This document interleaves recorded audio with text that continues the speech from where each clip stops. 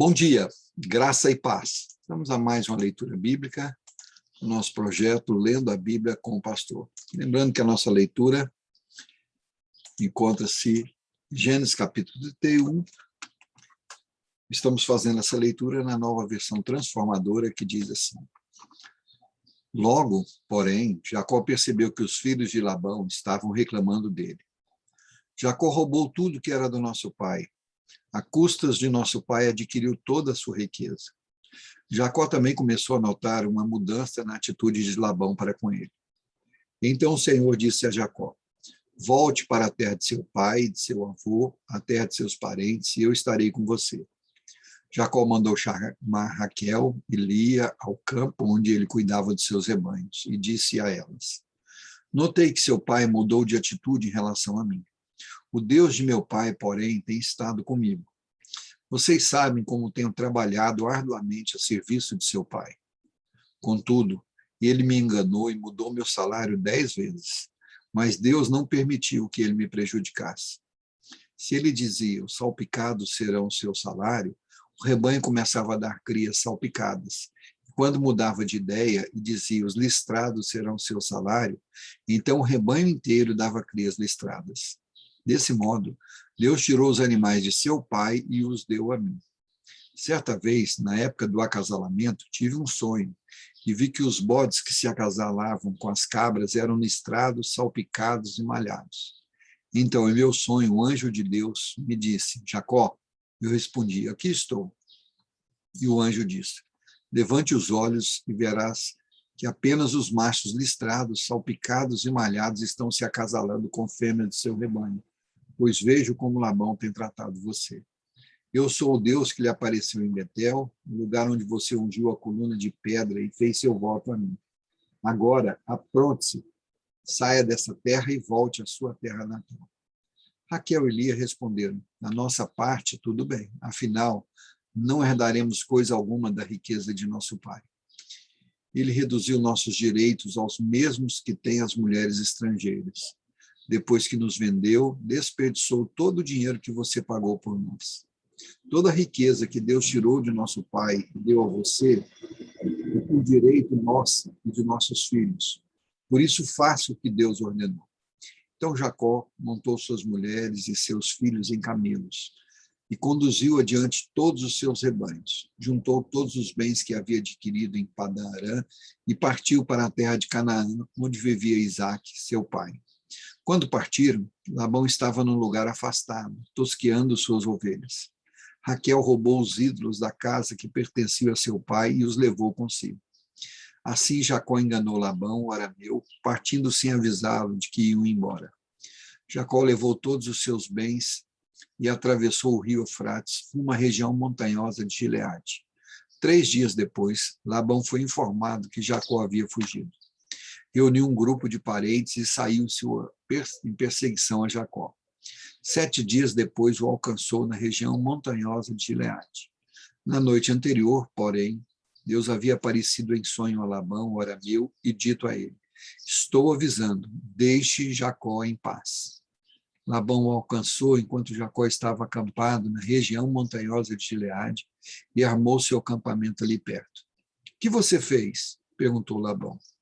Como ousou me enganar e levar minhas filhas embora, como se fossem prisioneiras de guerra? Por que fugiu em segredo? Por que me enganou? Por que não avisou que desejava partir? Eu lhe teria dado uma festa de despedida, com canções e músicas, ao som de tamborins e harpas. Por que não me deixou beijar minhas filhas e meus netos e me despedir deles? Você agiu de forma extremamente tola.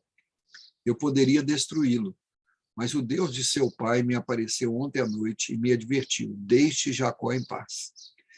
Entendo sua vontade de partir e seu desejo de voltar à casa de seu pai. Mas por que roubou meus deuses? Jacó respondeu, fugi porque tive medo. Pensei que o Senhor tiraria suas filhas de minha força. Quanto a seus deuses, veja se consegue encontrá-los, e que eu estiver roubado deve morrer. Se encontrar qualquer outra coisa que lhe pertença, identifique-a diante de todos esses nossos parentes e eu a devolverei. Jacó, porém, não sabia que Raquel havia roubado os ídolos da casa. Labão foi procurar primeiro na tenda de Jacó, depois nas tendas de Lia e das duas servas, mas nada encontrou. Por fim, entrou na tenda de Raquel. Acontece que Raquel havia pego os ídolos da casa e os escondidos na sela de seu camelo. Estava sentada em cima deles. Quando Labão terminou de vasculhar toda a sua tenda sem encontrar os ídolos, Raquel disse ao pai: por favor, perdoe-me por não me levantar para o Senhor, mas estou em meu período menstrual. Labão continuou a busca, mas não encontrou os ídolos da casa. Jacó se enfureceu e discutiu com Labão. Qual foi o meu crime? Perguntou ele. O que fiz de errado para o Senhor me perseguir como se eu fosse um criminoso? O Senhor vasculhou todos os meus bens. Por acaso encontrou algum objeto que lhe pertença? Coloque-o aqui diante de nossos parentes, para que todos vejam, que eles julguem entre nós dois. Estive 20 anos com o Senhor, cuidando de seus rebanhos. Ao longo de todo esse tempo, suas ovelhas e cabras nunca abortaram. Não me servi de um carneiro sequer de seu rebanho para o alimento. Quando algum deles era despedaçado por um animal selvagem, eu nunca lhe mostrava a carcaça. Não, eu mesmo arcava com prejuízo. O Senhor me obrigava a pagar por todo animal roubado, quer à plena luz do dia, quer na escuridão da noite. Trabalhei para o Senhor em dias de calor escaldante e também em noites frias e insônias. Sim, por 20 anos trabalhei feito um escravo em sua casa. Trabalhei 14 anos por suas 2 filhas e depois mais 6 anos para formar meu rebanho. E 10 vezes o Senhor mudou meu salário.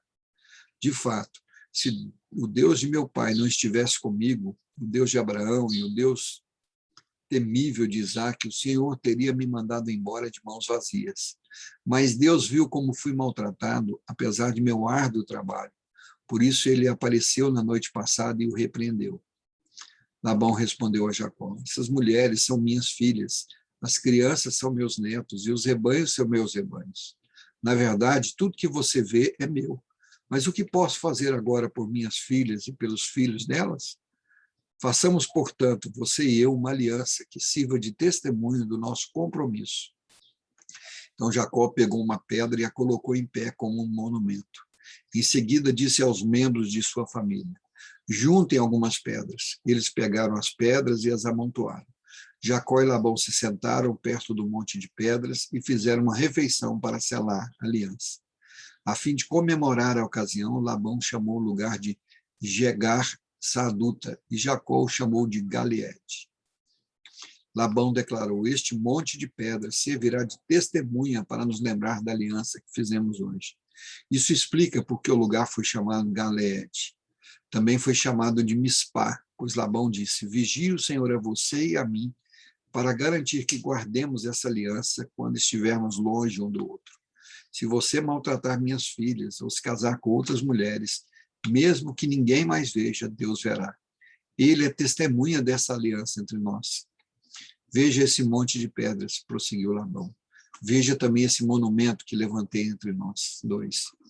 Então, entre mim e você, como testemunhas de nossos votos, nunca atravessarei para o lado de lá do monte de pedras, a fim de prejudicá-lo. E você jamais deve atravessar para o lado de cá, a fim de prejudicar-me. Invoco o Deus dos nossos antepassados, o Deus de seu avô Abraão, o Deus de meu avô Naor, para que sirva de juiz entre nós. Assim, diante do Deus temível de seu pai Isaque, Jacó jurou respeitar a linha divisória. Então Jacó ofereceu sacrifício a Deus na montanha e convidou todos para a refeição comemorativa. Depois de comerem, passaram a noite ali. Na manhã seguinte, Labão se levantou cedo, beijou seus netos, suas filhas e os abençoou. Depois partiu e voltou para casa.